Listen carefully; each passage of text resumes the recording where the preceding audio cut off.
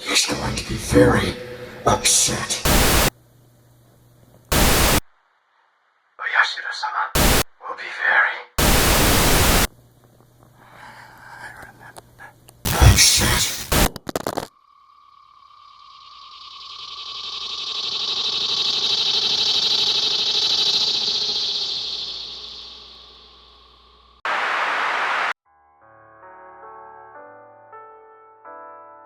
Welcome to the town of Hinamizawa. Nestled snugly in a valley, surrounded by a small family of mountains, you'll wish you could keep coming back.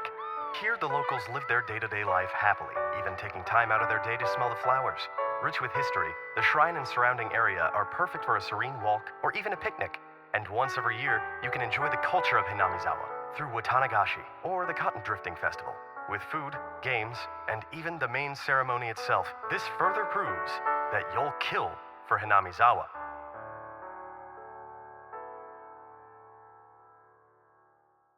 Alrighty guys, it's time to finally knock one of the biggest requests off of my list, Higurashi, or as it's unfortunately known in the United States, When They Cry. As you may already know, Higurashi is one of the most unfortunate victims of localization in the US, given an absolutely terrible dub, and only licensed for the first season, wherein basically nothing is explained. It's understandable if you haven't heard anything about this show. But thankfully, some of you guys have been asking me for this since last fucking year. So, hey, thanks. Now, here's another unfortunate tidbit. I'm gonna try not to, but I'm pretty much going to spoil the hell out of some plot points that you should not see if you want to go into the show basically blind. So this is that point where I sit here and babble on for a bit about the weather or some bullshit until you click this button that skips you to the end of this review. All I'll tell you is that Higurashi and its sequel season, Higurashi Kai, are intriguing and unexpected, with story elements that will surprise you no matter what you may think.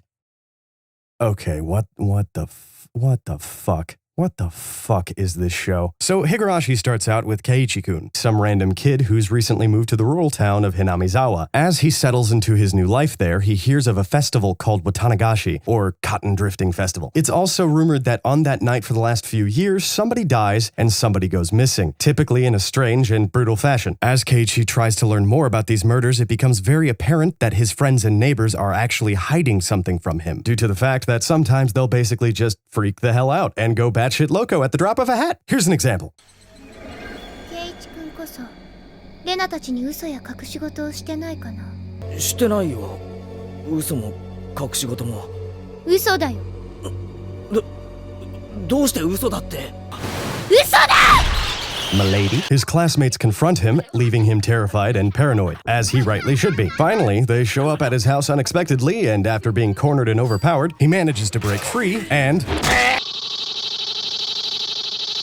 So Higurashi starts out with Keiichi-kun and all of his friends on an absolutely normal day at school, and what the fuck? Hold up. This is not cool. Where am I? Who are you? What's happening here? As you will quickly find out, Higurashi isn't exactly one cohesive storyline. Being based on a visual novel, there are really only two ways of effectively adapting it. Either you take an entire arc and just do that, or take all of the arcs and go piece by piece, most often selecting the best bits for adaptation. However, Higurashi says, fuck you, you're not my real dad, and adapts all of the worst endings up front, saving the good end arc for its second season, wherein you basically learn everything about the show. At first, this frustrated me to no end, as even with most mystery stories, I like to be somewhat kept in the dark, to a certain extent, but Higurashi will have you sit through 2 arcs before you even find out the smallest details about this town, and why its inhabitants sometimes just hop on the one-way train to Murder Town Junction. Choo-choo, motherfuckers. However, after playing a bit of the VN, I realized that this was an incredibly effective way of telling the story, as the VN basically gives you the same information, but a little more sporadically. This results in a show that really seems poorly paced at first glance, but ultimately leads to a pretty good payoff. Now, it's important to note that if you have a weak little baby stomach and can't handle a little blood, that's okay. Don't watch this show. Just don't watch this show at all. There are some crazy gore-filled moments that happen in, of all places, the arc's opening. They are going to be weird. Like, really, really weird. There's one in particular about halfway through the first season where I had to stop watching because I needed to process what I had just seen. Also, you might notice that the art for this show is a little bit bit odd, and I mostly attribute that to Studio Dean. Coming from the people who brought you CG dragons that die when they are killed, now is actually one time when I can say they actually did something well. The overly simplistic art style during the normal sequences actually adds to the creepy aesthetic when shit goes bonkers. There's such a stark contrast to some of the scenes that it can leave you on edge, which is something that I thought was a completely original topic until I saw that basically everybody else who has done a review about this said that about the show. So yay! Now, the soundtrack was actually composed by Kenji Kawai, which I was surprised at because he did Ghost in the Shell and Ring, Ringu.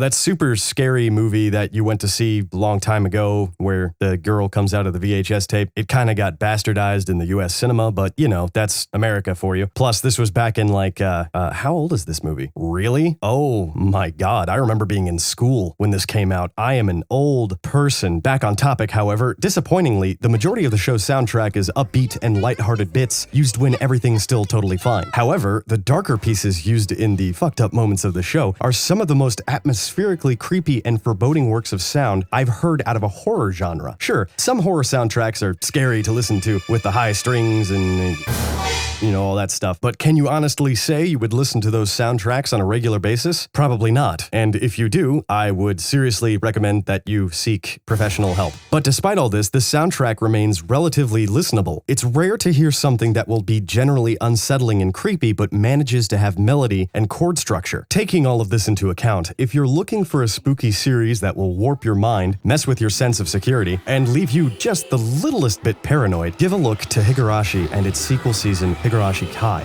And if you think a friend might like it, by all means, don't keep it a secret.